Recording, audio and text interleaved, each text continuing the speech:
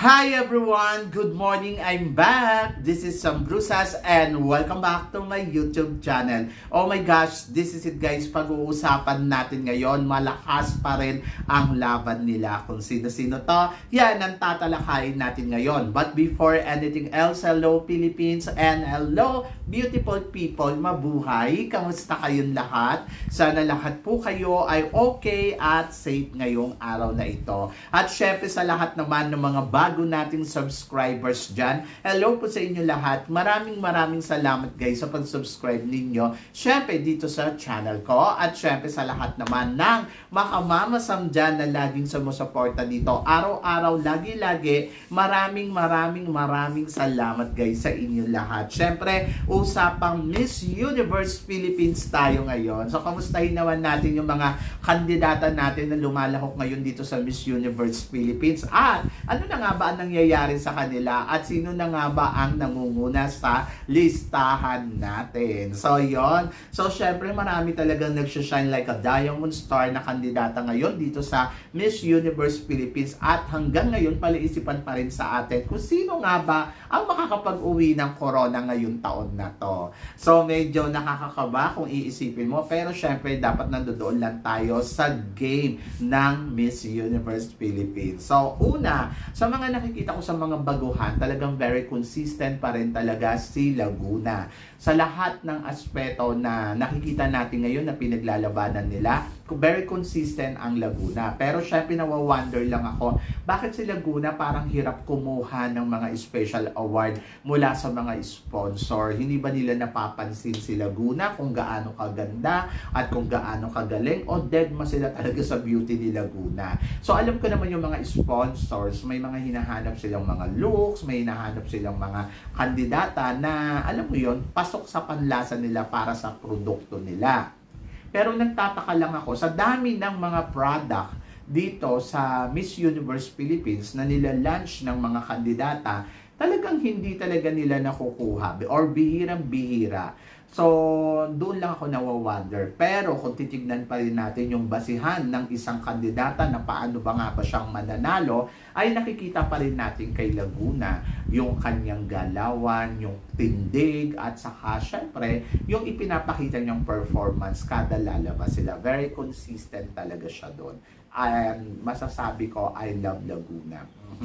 And then, ayun. So, bukod kay Laguna, nakikita din natin si Baguio. Baguio City na talagang humahataw si Gwendolyn Soriano. Oo, medyo yung iba napapaisip na kung mukhang kay Baguio niya mapupunta ang corona ng Miss Universe Philippines. Kasi nga, nakikita nila na si Baguio ay very active. And then, bukod doon, napipisil din talaga siya ng bawat sponsors ng Miss Universe Philippines. Kasi nakukuha siya sa bawat events, di ba? So, kamakailan lang, nakuha na naman siya ng Wuling. Tapos, nakuha din siya doon sa Boracay. And then, kahit din sa iba pang mga pinuntahan nilang mga activity ay talaga napapansin din talaga itong si Baguio. Kung akong tatanungin mo, beauty ni Baguio talagang super promising dahil iba ang aura na meron siya. Malakas yung datingan, tapos maganda rin yung performance. Kaya isa din si Baguio sa mga nakikita natin na nako, palaban.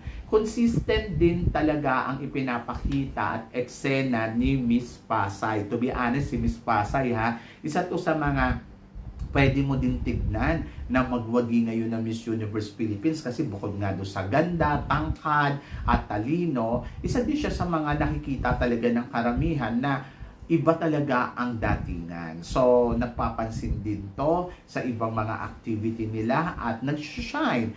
And then, tignan natin kung ano nga ba ang magiging resulta ng laban ni Pasay dito sa Miss Universe Philippines. Ito ay si Amanda, di ba? Si Amanda na talagang masasabi ko, nako, si Amanda parang tinik din talaga sa mga front runner. In fairness, isa din sa mga napapansin kong baguhan na talagang umaarangkada yung pambato ng Iligan. Yes! Sa ngayon talaga, Isa si Iligan sa mga mapapansin mo na malakas ang datingan at ang lakas maka-Celeste Cortez si Peg, di ba?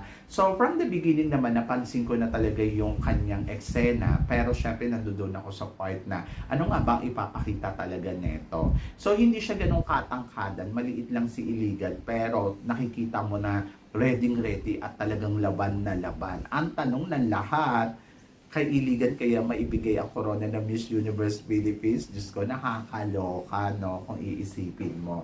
Pagdating naman sa mga front runner, to be honest, sa front runner, medyo nawawonder ako kay Taguig kasi si Taguig, sa totoo lang, hindi mo siya maramdaman sa competition na to.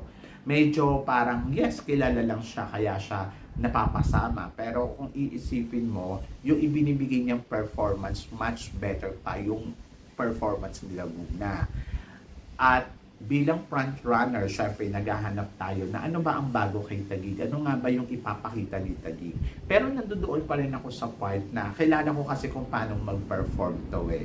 At kilala ko din kung paano umeksena to ng bonggang-bongga, lalo na sa mga matitinding laban katulad ng preliminary competition. So talagang maghintay ka ng eksena niya sa prelim dahil huwag kang magulat kung bigla yan bumulaga.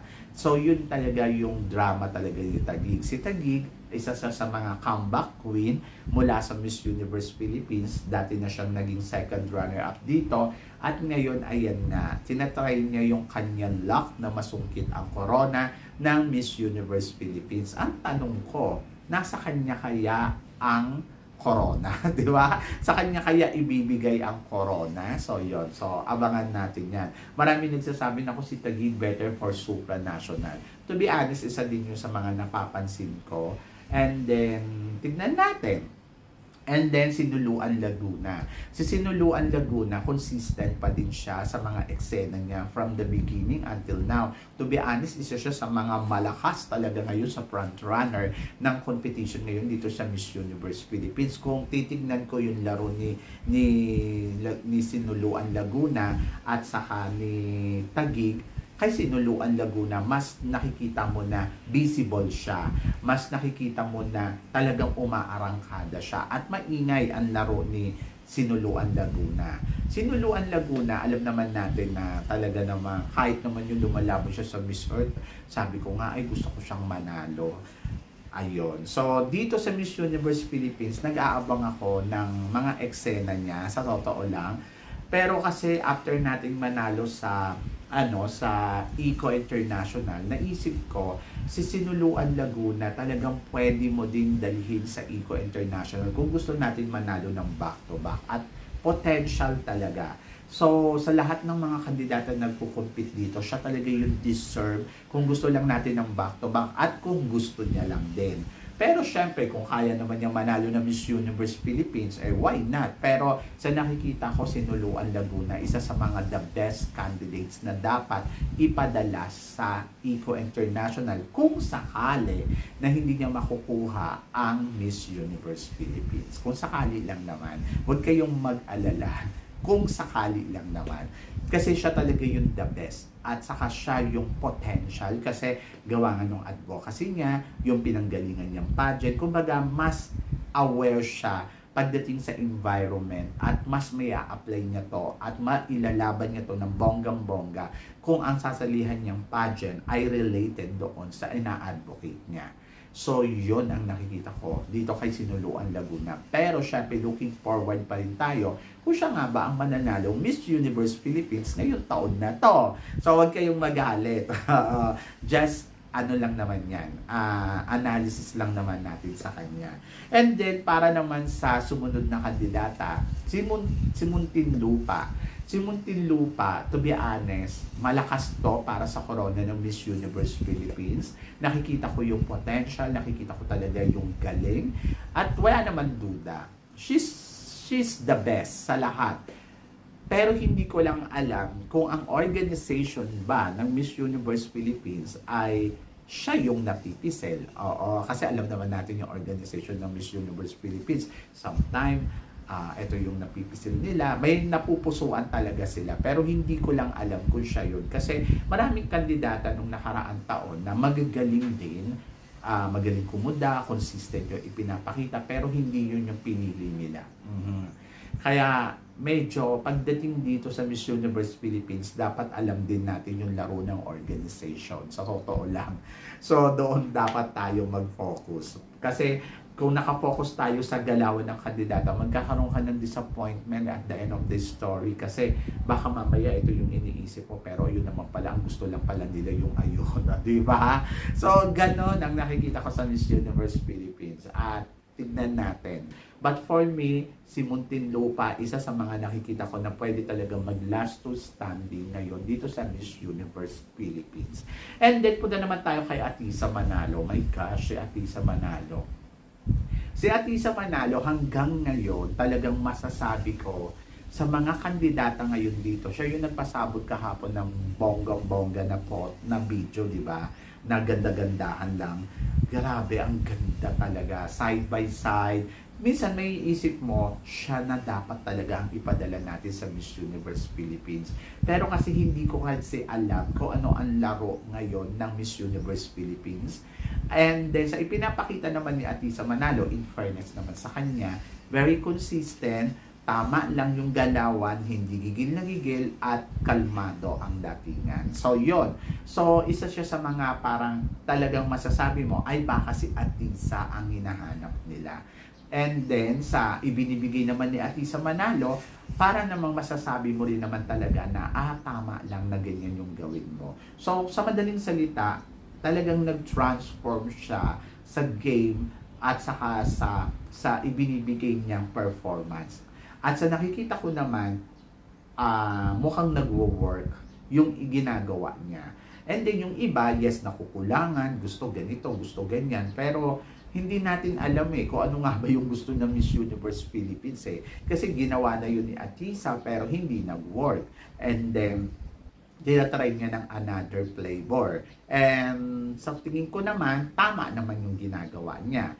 So, tingnan na lang natin kung sa huli ba ng competition na to, ang isang Atisa Manalo nga ba ang napipisil nila. Pero sa nakikita ko, malaki pa rin yung chance talaga ni Atisa na may uuwi ang corona ngayong taon na to dito sa Miss Universe Philippines as for now, di ba? Pero syempre, sa mga susunod na araw, hindi natin alam kung magbabago ba yung timpla niya, kung magbabago ba yung laro niya. So, tingnan natin sa dulo. But for now, talagang nakikita ko na parang I think it's Atisa game.